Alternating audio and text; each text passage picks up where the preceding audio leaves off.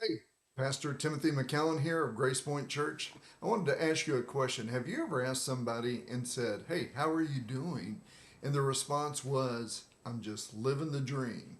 Now, sometimes that may mean they are living things in life and it's just so perfect it couldn't get any better. But most of the time, the response is a little bit sarcastic and they're saying, things aren't going the greatest way, but I'm going to keep my head up and I'm just living the dream. Well, Joseph in the Bible talked about his dream, and it's shared with us on chapter 37 of verse 5. It says, "Now Joseph had a dream, and he told it to his brothers, and they hated him even more. And when he said to them, 'Please hear this dream that I have dreamed.'" And then he begins to talk about a dream that he had in which his sheaf arose up above all of the others, and his brothers' sheaves bowed down to his sheaf. Well, that wasn't the end of his dream. He also told him about a dream later on in verse 9. It says, "He dreamed still another dream, and he told it to his brothers and said, 'Look, I have dreamed another dream. And this time the sun, the moon, and the 11 stars bowed down to me.'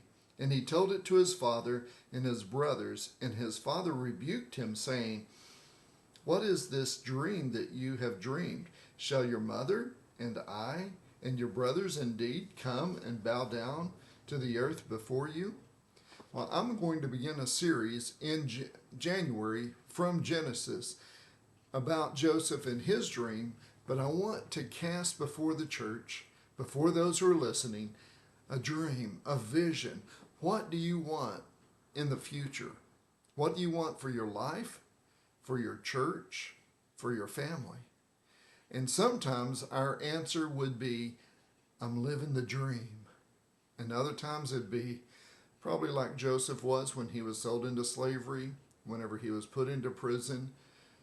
Someone might ask him, "How are you doing today, Joseph?" And he may say, "I'm living the dream." In other words, our dreams, if we're going to have them come to fruition, it may take some times of us answering in that latter way, in the way of just saying, "I'm going to trust God and live the dream."